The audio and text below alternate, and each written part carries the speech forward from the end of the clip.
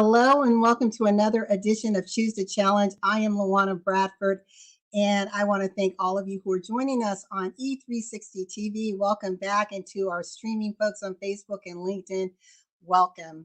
Choose the Challenge is a platform designed to really push the envelope, to get us thinking about those systems, those institutions, those mindsets, the things that are oppressing us and keeping us from elevating to the best and highest version of ourselves. This show is no stranger to challenging and uncomfortable conversations. And we're going to have one of those conversations today. I am real excited to have a gentleman who I recently met and was just blown away with our backstage conversation when he shared with me some details of his story. And his name is Jose Angel Pereira Ruimwyk. And I hope I got the last part right. And he is, one of the things he says is never give up, never lose faith. He is a speaker, he's a teacher, he is an influencer. But his journey started in the corporate sector. Over 35 years as an executive, he is a former executive in the petroleum industry. In his latter years was as the CEO of Citgo. He is known as the Citgo Six, and we'll talk a little bit about what that term means and why he is so passionate about this experience that he's had. And we know in life, sometimes life just smacks us down, but it's how we get up, how we translate that lived experience into something powerful and transformative. And before I go into a lot of detail, I want to bring Jose on stage, and we're going to talk about the meaning of the numbers 1,775. Welcome, Jose. How's it going? Thank you, LaWanna. Thank you for your audience, and thank you. This is a wonderful lady that I met the other day in an event. It was kind of funny because she was speaking before me. By the way, it was funny because I was going to speak after her.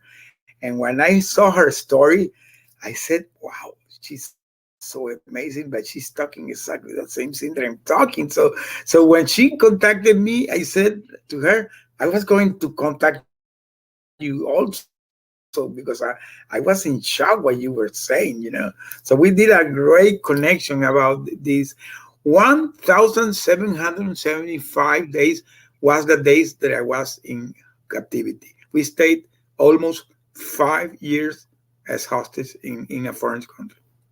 Let's pause right there. Ladies and gentlemen, did you hear what he said? 1,775 days as a hostage in Venezuela. Let's just dig deep. How on earth did that happen? You're an American citizen. You're an executive of a major petroleum company. What happened? Well, Citgo Petroleum is an American company, but it belongs to PDVSA, that is the national oil company of Venezuela. I started my career in PDVSA. I am dual citizen, and I was born in Venezuela. By the way, I'm a third generation of an oil and gas worker, because Venezuela, to the audience that doesn't know, at some point was the fifth economy in the oil production in the world. So 30, 40 years ago was bigger than Saudi Arabia. But today, because of all this communist regime that is there, has become a mess. But at some point, PDVSA was the fifth company of the world. My grandfather, my father, my mother, my grandmother, all my family work in the oil and gas. So I have like 100 years in oil and gas in my family. So I began my career in what? Oil and gas. I began my career in oil and gas having 21 years. Right? Yeah, I don't have blood. I have oil in my blood, So I began my career there back in 1985, and I did a long career in PDVSA, and at some point I came here to the U.S. in an international assignment and finalized my career in Citgo, that is the American affiliated, and at the end I became to be the CEO of that company. So in the end of my career, I was in the pinnacle, in the top of the top. So we were called to a last minute meeting in Caracas. That was November 2017. If you Google the date, is 21 of November, was 1 week before Thanksgiving.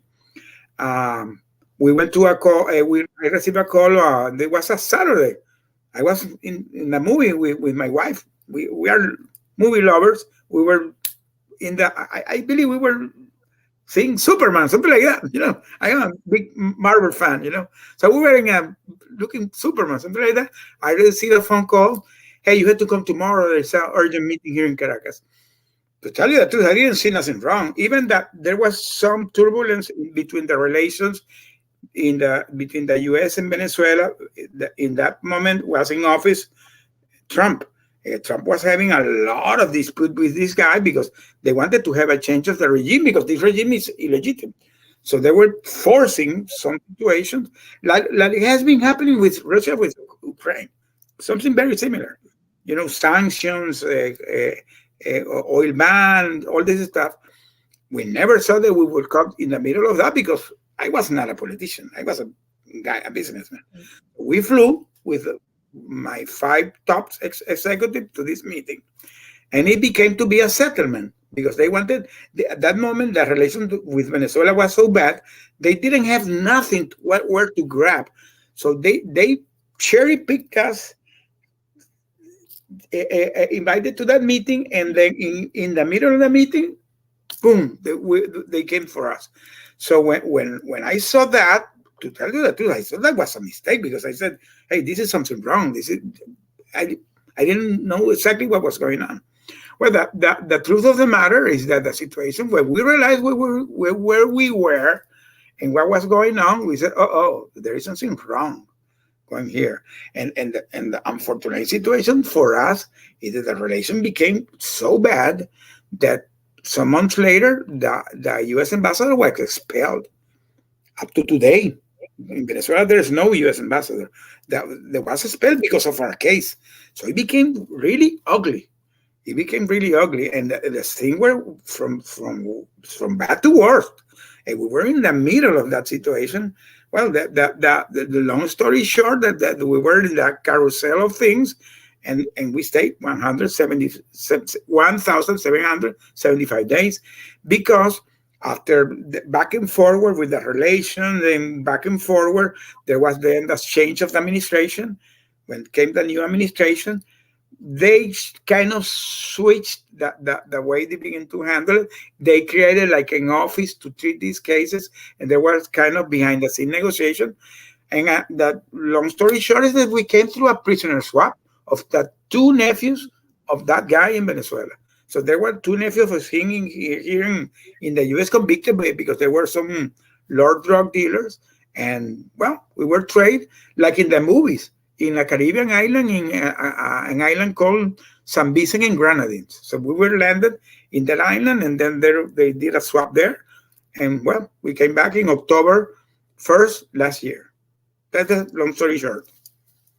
Yeah, and we're gonna dig a little deeper in that. I mean, to sit here and hear it, like you said, we watch it in the movies, we may see it on TV, but that's not our reality, right? But for you, almost 5 years, I mean, literally just shy of 5 years, yeah, you were in captivity. Yeah. You went over, like you said, you weren't going as a diplomat, as a politician. You were going as a representative of your company to hold a meeting, and you didn't come home for 5 years. I told my wife, I told my wife that because I was supposed to go to the meeting and come back the other day because it was Thanksgiving. I had my sons coming from Thanksgiving. So I told my wife, I'm going to be tomorrow here, no problem. Tomorrow never happened, Yeah, but that was the longest overnight stay, right? Mm-hmm. Mm-hmm. And to those that are watching, this is something, and we're going to, Jose and I are going to get into this, but this is something that is of grave concern because there are still U.S. hostages that are out there. We know the recent case with Brittany Grimer and being held in Russia. and we'll talk a little bit about the work that you're doing in the advocacy that you're doing. And the reason why I felt it was so important, Jose, to have you on this show is to make people aware, because I think the more we have awareness, the more we can have allyship, more voices elevated to help change the policies and to protect, as our citizens as they travel abroad. I'd like to show a video that you shared with me, if we may, and then I'd like to get into the heart of the story, if that's okay. The food and the medicine. At some point, I began to smuggle letters because I needed to communicate to my wife. So I took the risk. Maybe I could have died, but I took the risk. I began to smuggle letters in the trash cans, and that was effective because I sent her a letter, and like 2 or 3 days later, I received a letter from my wife replying me, and we began to do it like that, back and forth with writing, and it began to be a routine. Every 3 days we were writing. We began to develop a secret code. That secret code was in the case they discovered the letters, so it became like a kind of a Anna Frank diary that we did.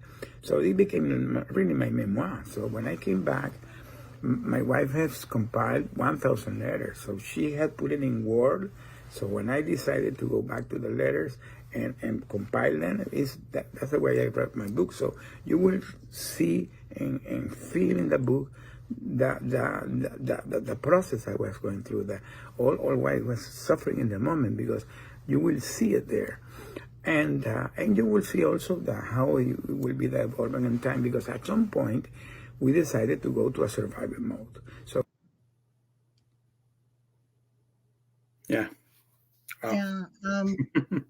Let's talk about that, because it's, when we have our freedom, very often we take it for granted. We take the liberties that we have for granted, and yours was suddenly stripped away, and you were contained. And there's the ugly side of that containment. You mentioned to me that from food to medicine, certain things weren't available to you. So can you just unpackage that, as comfortable as you are, for our audience, to just give us a picture of what that experience was like for you? Yeah, our situation when we arrived there was really, really terrible. We were caught by that country, because this is something that I'm going to talk later on about how these countries are making copy paste between them. So they emulated what the Iranian government does. There has a famous Iranian Revolutionary Guard. There is IRGC. Well, Venezuela had a copy that is called the DGCIM.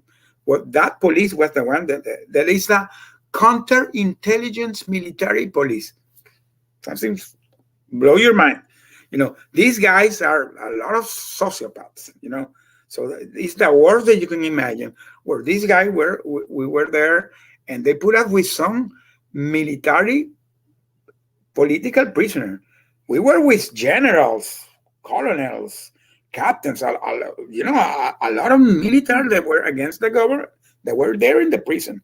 So we were like in a third floor basement.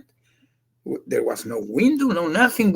There was the lights all the day turned off, no watches, no nothing. We lost the sense of the time. That situation lasted like 10 months. And the food was terrible. I say terrible is terrible. At some point, I stayed like 2 or 3 days without eating, because I couldn't eat that. It was rotten. It was bad. I lost almost 100 pounds. Almost 100 pounds. So we were literally in the border to die. So the pressure began to do so bad in our family. We learned after that they were really making a lot of pressure here in the U.S. government, because this is something that I'm going to talk about, how these cases become serious because it's high politics.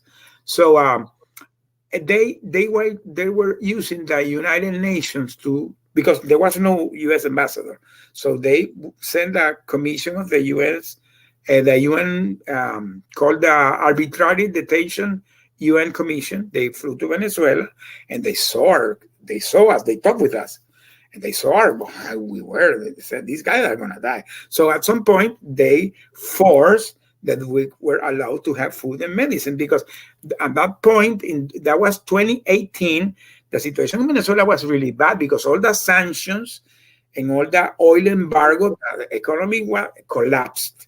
So there was no food, no medicine. So one of my sons had to fly to Colombia. He moved to Colombia to assist me from Colombia.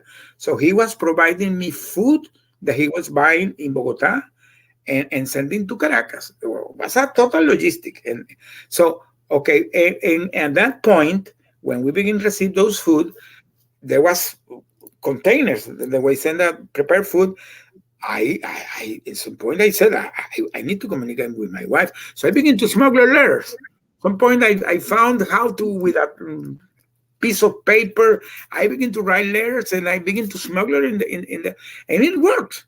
It worked. My wife, when she received the first letter, she got scared when she saw that what is going on there. So the guy took a photo and sent it to her, and she had it in her phone. Said she could read it. Said she answered me, and that began to do like a routine. We begin to do it like every 2 or 3 days, and he began to do a routine, and we did it almost 3 years. We did that almost 3 years. So when I came back, it was kind of funny because my wife has this bunch of letters. And I said, wow, you have all these letters. So she had not she had only compiled it. She put it in Word. So she already had it in Word. So that's why for me it was much more easy to write a book, because it was there, it was there. Where I had to put in the format, but the essence of the book is the letters, is the memoir of. And let me tell you, LaWanna, for me was kind of, today still is difficult. Every time I had, when I was editing, going back to some events, is difficult. Reading what I was saying in that moment, because it was exactly what I was feeling in that moment. So that's gonna be the part of my soul that I put there. So yeah, but it was a terrible situation. And I think, as you said, I can't even imagine that journey. But what your wife did was just genius, to have that and to compile it, because it captured the raw emotions as they were happening. It's one thing, like, after the fact, and we go back and we're trying to remember, we're trying to recall, it would be a very different book. It would still be true, but this is you raw in the moment, and she captured everything and saved For it me, it for was a us. blessing. It was a blessing. Let me tell you, when I came back, one of these wonderful foundations that advocate for the hosted community. One of these wonderful foundation, I'm going to name it here, Hosted USA. They have a wonderful program to support you to navigate all these situations. One of the director of the foundation, he's a very recognized writer today, and he was um, hosted in the Somali. He was kidnapped by the Somalian pirates. He stayed kidnapped during 3 years, and he wrote his book after 3 years, because he had to go back to his case, revisit all this stuff. So when he knew that I had already, I remember 1 month, barely 1 month after I came, he knew about my letters, because I told him, because he was kind of advising me how to do my book. And he told me, Jose, you are so blessed. I will have that opportunity to do what you did. I have the letters. So that guy was always telling me, God, you're so blessed. And I was blessed, because even in the nightmare of the situation, the letters were there. So it was different if I had to begin to remember the situation Yes. that was raw. It was exactly what I was feeling in that moment. Yeah. And I like how you compared it to, the Diary of Anne Frank. I mean, we have this account of this young girl because she wrote it in the moment, right? And somehow it was preserved for generations to learn from. And I look forward to reading your book, and I just think of how powerful it's going to be. It's a transformative story, for generations to come. I mean, it could possibly be one of those books that are studied in high school and universities, and just in the political legal setting. How do we handle and manage hostage situations and those crises? I'd like to talk about bringing our families home in that organization, and how are you involved with them, and what do you hope to achieve in your current role? Well, let me tell you, it's so impressive. The organization, I believe that one day it's going to have to be done a movie of them. That organization was began by our kids.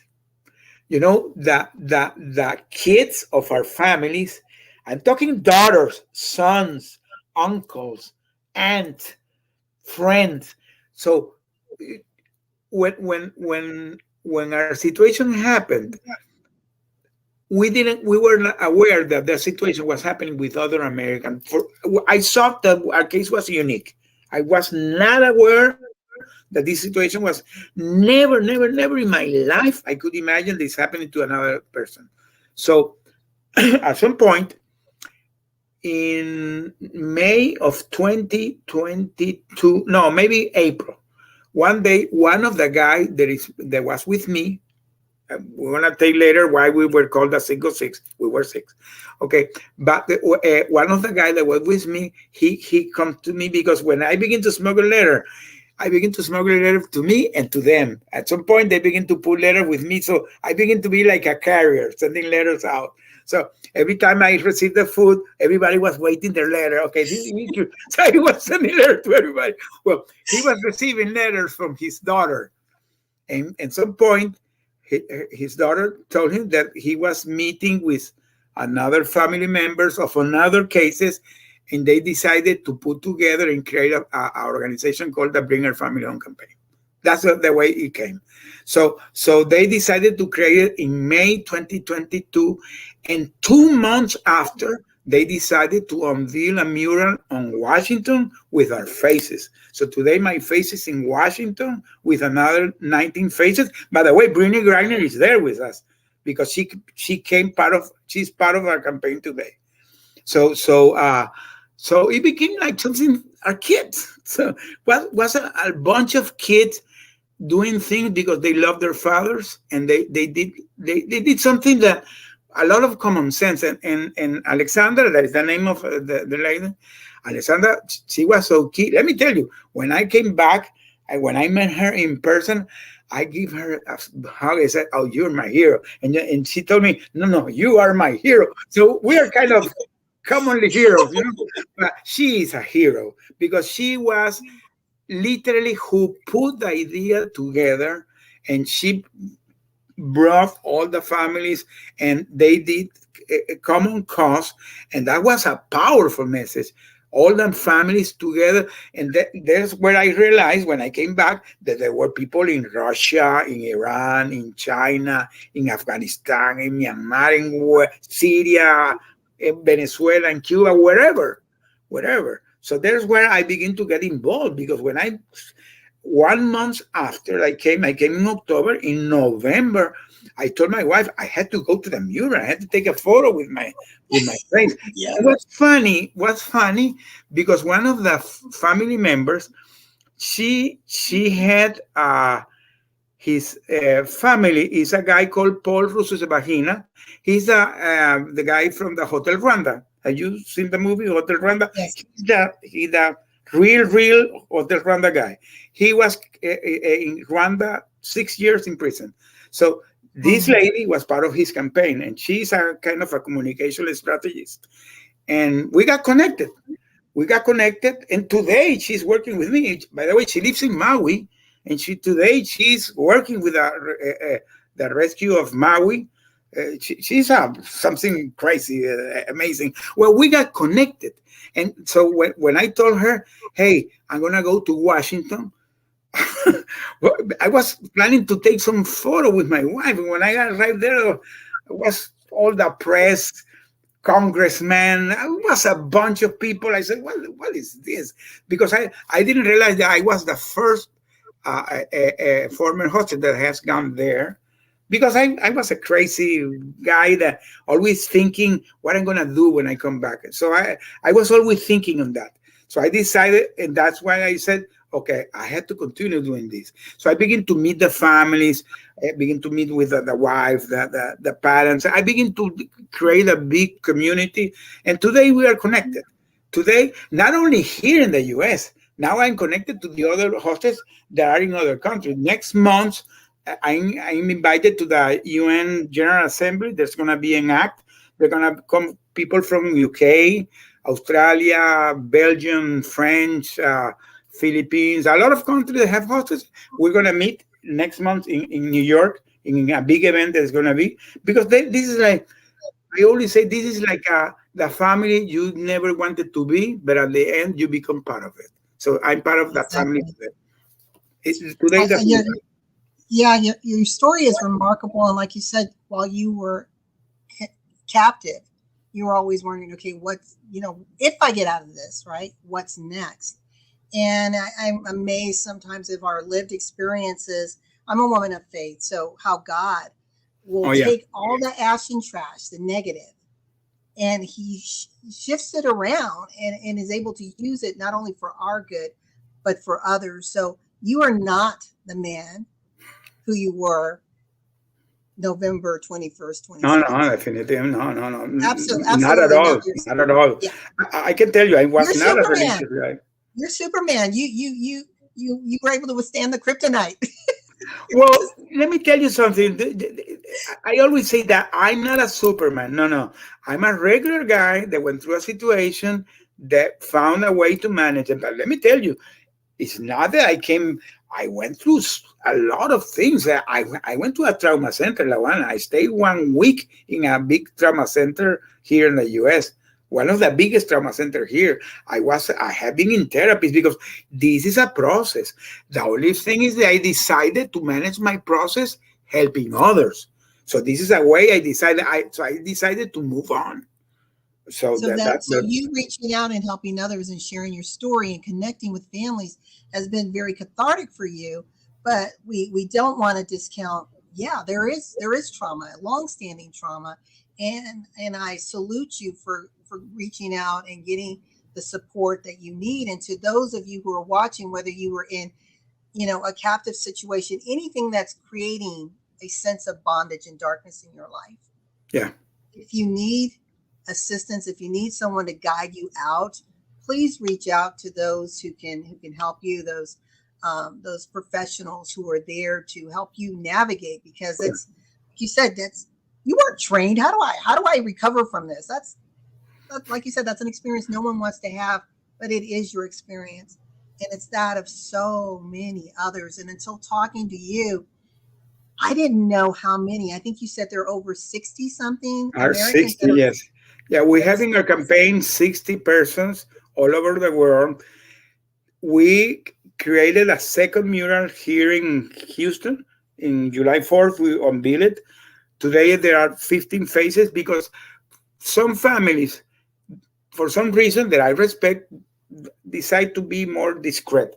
So they don't want to have too much press. They don't want to be showing the faces of their family. They have some reason.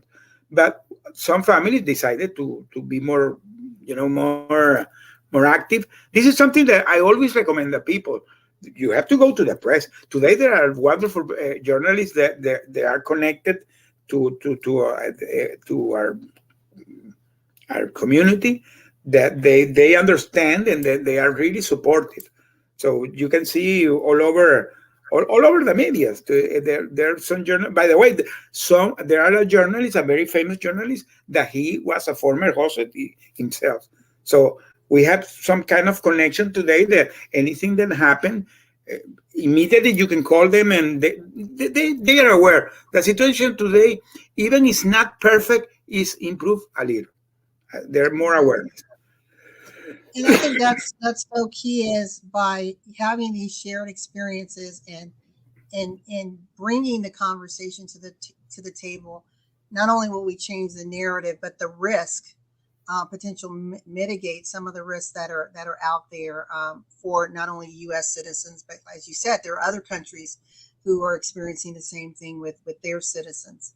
Um, I want to take a quick break, and then when we come back, I want to talk about the family side Oh, yeah, of. important, muy important. Be right back. Mhm.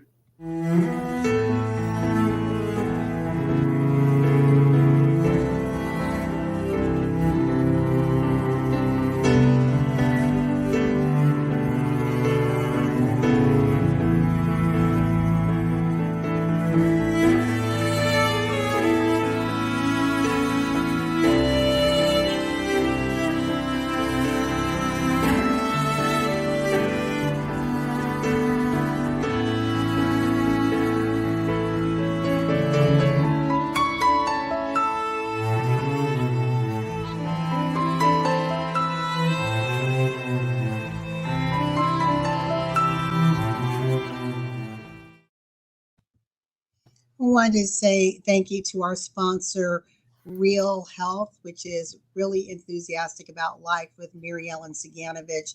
And one of the things that she does is she works with individuals with trauma and overcoming those and being empowered in spite of the experience. So we thank her for sponsoring this episode.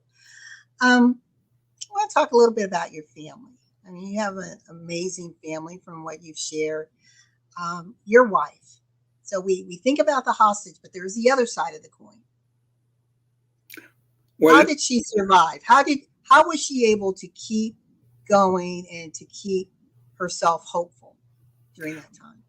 let me tell you, it's so important what you're saying that my wife, I encourage her, and she's today writing her own story. She's writing her own book about the other side of the story because I told her, Mervis, you have to do this. But Mervis is something amazing. To tell you the truth, today I still don't know how she did it.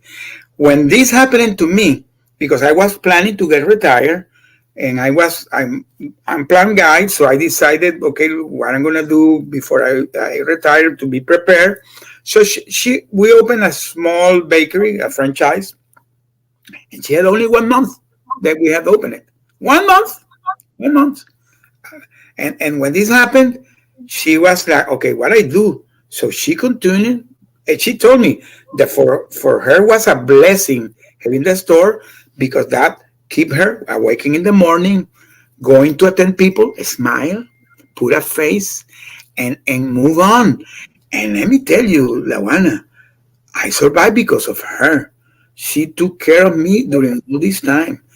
When I say take care, was taking care because if she didn't send money for the food or send money for this, and my other son that worked with her, I would have died.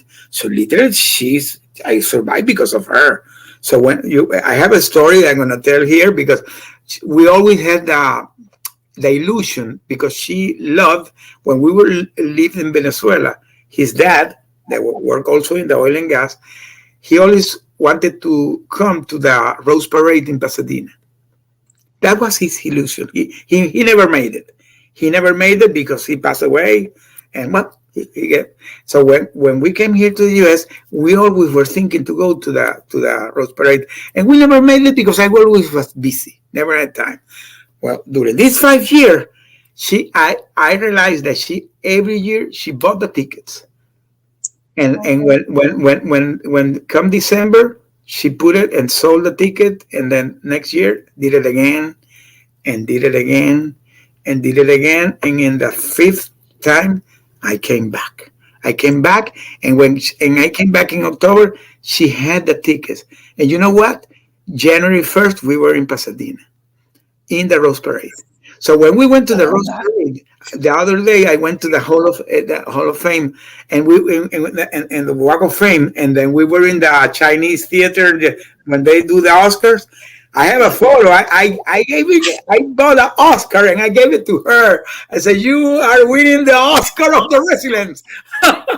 For me, she is so resilient. What she did, I cannot Yes. imagine how she did it. So that's why I encourage her. She has to write her book because her book is the other coin, is the other side of Yes. tragedy. The suffering of the family is immense. is unimaginable. It's not only the physical, it's the psychological, it's the soul, it's financially, it's like I say, it's like a putting in a bomb in the middle and everything explodes. It's terrible what the families go through this. And this is something that I have learning, contacting now that I know all these family, that I see all the suffering. There are families, LaWanna, there is a family, I'm not going to name it, but for respect, for confidence, his son is disappearing in one of these countries, has like 12 years. Can you imagine the suffering of the family that they even don't know if his relative is live or dead? Can you imagine that suffering? So no, like I said, I'm hearing that, and no, I can't. I can't. It would be foolish of me to say, "Oh, yes, I can." I get what you're saying. I don't. And like you said, both you and your wife, I believe, as we go through our life journey, there's something that is equipping us for those hard times. We don't know it at the time because we're just living our lives. But you use the term resilient to describe your wife. And I can also say for you, there was something that you were able to hold on to believe against all odds that somehow you were going to be reunited. I mean, I think that's such a beautiful story. I know he wants to go to the Rose Parade. I'm buying these tickets. It's going to happen. It's going to happen. It's going to happen. She keep doing it every year. Every year she was buying it and rebuying it and rebuying it, and we went to the Rose Parade. Let me tell you, LaWanna, you said something so incredible. Okay, by the way, this is something that I'm going to say in my book, because when I revisited, because during that time I had chance to revisit my life, and I begin to see a lot of events that happened in my life previous to this event that it was like God preparing me for that. He was doing it. I truly believe today that he was preparing me for that event. And he was preparing me for that and for the events that are to come.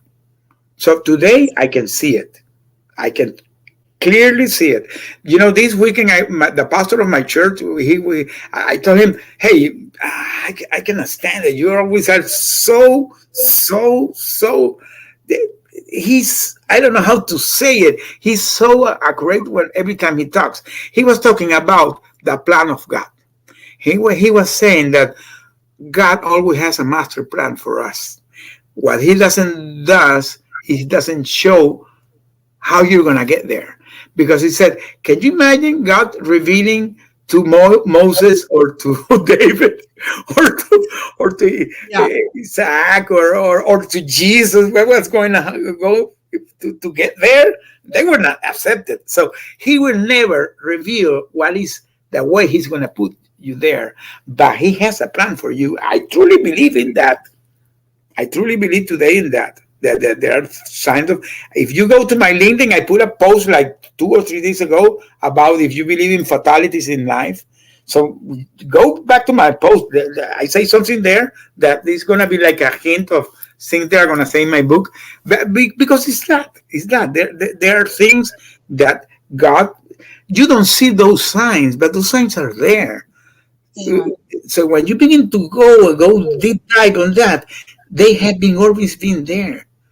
But you don't see it. You don't see them. No, you don't. And it's like you said, it's like all of that for a time such as this. You know, you went through the fire in order to be perfected, in order to do his will. I mean, think about, you were touching lives before, you know, as an executive. Now look at the millions and perhaps billions who are going to be transformed because of this story, especially when that book comes out. And I believe there's going to be a movie. And people like me who didn't know the level of tragedy that's out there when it comes to hostage situations. I know I'm going to be that mouthpiece, be that advocate, letting people know as much as I can. And I think I told you, I shared your story with my dad, and he's 93. And when he was in the Korean War, he was over the prisoner of war camp in Jeju-do in Korea. I mean, that was his role. He was over the prisoners.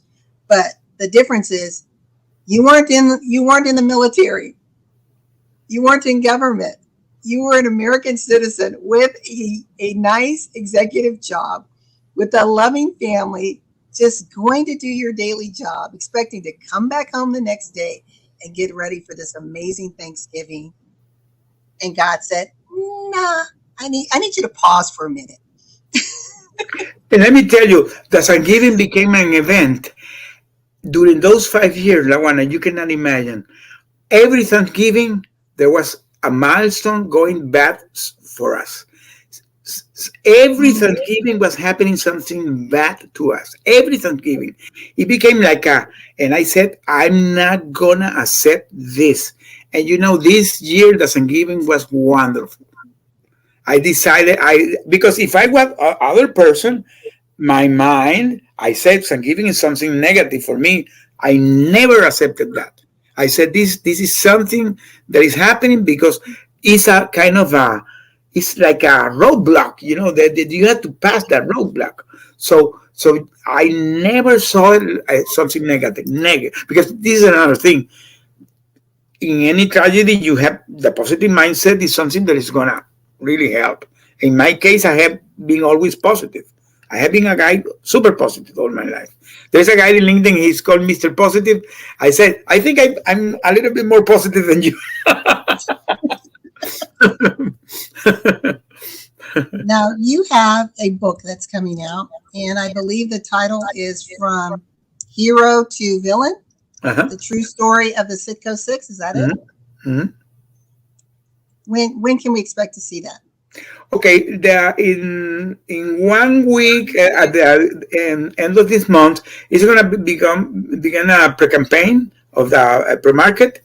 It's going to be first pre-marketed because they want to do like a pre-market, and it's going to be done in English and in Spanish because I have a big Spanish audience, because our case has, beside that case, our case, because all these political implications become to be the most relevant case in the Venezuelan politics of the last 10 years. When the ambassador Roger Carlton went to the first time to visit us, to rescue us, was the first time that a U.S. officer visited Venezuela in 5 years. So literally, it was like a big deal in the Venezuelan politics. So there are a lot of expectation in the Venezuelan side about our book. So this is going to be like a kind of two campaigning, the part in English and the part in Spanish. But it's going to be in 1 week. We're going to be it's going to be already the campaign outside, and the book is going to be released like in 2 months maybe. I do it for that. October. I'm gonna be the first year. My first anniversary is gonna be in October, so it's gonna be in October. So what I'm going to do is I want you to. We're almost out of time, and this has been just an amazing interview. I want you to tell the audience a couple things. Number one, how they'll be able to get the book once it's ready, once it's released. And how can, if anyone wants to be involved, how can they be involved in this effort in promoting awareness? But number three, if they want to partner with you and have you come and do speaking engagements and provide education, how can that happen? Okay, the book is that I'm gonna part of the proceed I'm gonna use for donation for the 4 wonderful foundations that are working with the hostage community. That is the Foley Foundation, Hostage USA, Hostage A Worldwide, and the Bring Our Family Home campaign. So part of the proceed in the pre-market of the book is going to be used there. I'm going to ask the people to help me to promote it, because part of it's going to be to support these foundations that are advocating for the American citizens. And the second, if somebody wants to hire me for speaking, I today have a speaking that is called From Captivity to Freedom. I'm going to do 2 speaking gigs, one in Dallas in 1 week. Then I'm going to be in Austin in 2 weeks. And I'm going to be in the United Nations in 3 weeks. So anything. I decided to convert a speech to help others how you can overcome adversity and build up resilience in your life. This is something that is universal. So I decided to convert my thing in captivity, going back to freedom, to overcome adversity and overcome the trauma. So anybody that's hearing me that want to contact me for that event, I can do it, because this is something that really is going to bring hope. It's going to bring strength. It's going to bring resilience. It's a message of love, of hope and faith. My motto today is never give up, never lose the faith, because I never give up and I never lose my faith. I really truly believe that I was gonna come back. So I'm using now my proof of life to help others. So these are the two things. One, I'm gonna be promoting the book because I'm gonna be supporting these foundations. So I want please the people to really help me, because this is going to be to support these foundations. And the second, that if somebody wants to hire me for the speaking gigs, it's going to be related to that, from captivity to freedom, a message of hope, love, and faith. This is what I can help. And the other thing, I decided to create a program in my coaching program. I decided to include coaching that is called risk assessment for traveling abroad, because this is something that I was not aware, but I couldn't, because I decided to create a program to help companies, help people that travel abroad, because I'm in Houston. There are a lot of companies working abroad. So this is a way also that I'm going to be helping, and that giving like assessment before anything happening. If something wrong happened, the same thing, because I went through that. So I had to do something meaningful that can be useful to others to help them. So that's basically that. Yeah, and that's huge. I mean, you think about we are in a global economy, and there is so much traveling back and forth. And it makes me wonder, as you were saying about this coaching program, how many companies that are non-government agencies have that type of training for those who are traveling? None of them. LaWanna, when I say the thing that God put you, I did my career. At some point, I was the expat coordinator of PDVSA. So I deal with a lot of expats, because when I was the other side of the fence, we did a lot of joint venture with a British company, Italian, French, blah, blah, blah, a lot of international company. So I was always dealing with expats. Expats always have problems because they don't know the laws, they don't know the culture. So they but this is something bigger. This is something that's bigger. This is something totally new.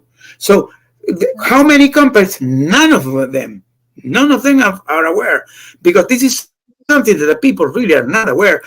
LaWanna, of the 60 Americans that we have in our campaign, I can tell you almost 80% were businessmen.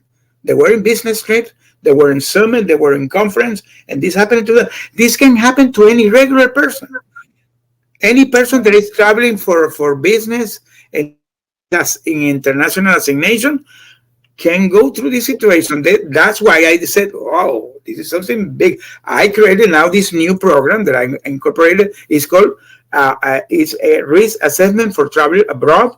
I'm putting outside in the market now, because it's something that really is meaningful. It's really meaningful. The people really are not aware of this situation.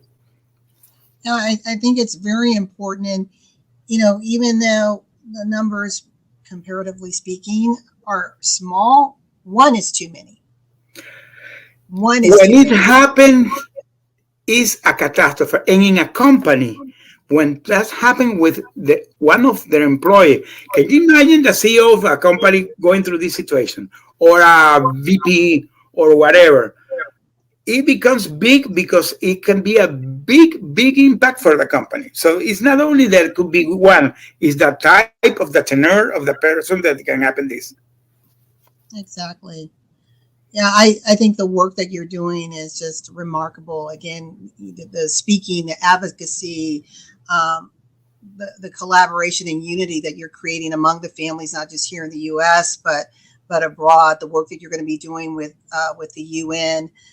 your book that is coming out, the coaching program, risk assessment for traveling abroad, the training that you're the movie that I'm working with a producer that he's preparing a docuseries. There's a lot of things going on. Yeah, I'm lots happening. You're busy. I am You got a lot of multitasker. I happening. do a lot of things. I have my time busy doing things. But it's wonderful, and I hate that you had to go through that experience. I'm blessed that you and the others survived it, and you're able to share and help others become aware.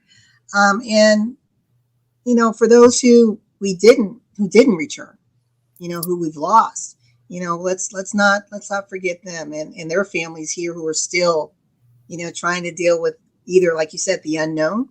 Are they still alive, or knowing that they'll never come home again? Yeah. Today, the law that is the law that is the umbrella for the hostage situation is the Robertson-Levinson Act. In the name is because that guy disappeared. His body never was found, and in honor of him, has his name. Yeah. Thank you so much for joining us on Choose the Challenge. I look forward to your book being released, because we have our other show which promotes authors and their amazing experiences on Power of the Pen. So to our listening audience, stay tuned, because we'll be advertising that on this platform. Jose Angel Pereira Ruimwyk, thank you so very much for joining me on another edition of Choose the Challenge. And ladies and gentlemen, I hope this story inspired you, motivated you to rise up. If you see something and you can do something, help us to promote change in this area and others. There's a lot of people suffering around the world. Our voices matter. You can rise up and you can choose to challenge. And remember one thing that I always say, in life and in business, when your vision intersects with opportunity, success is inevitable. We'll see you next week for another edition of Choose the Challenge. Thank you so much, Jose. Thank you. Never give up, never lose faith. Thank you.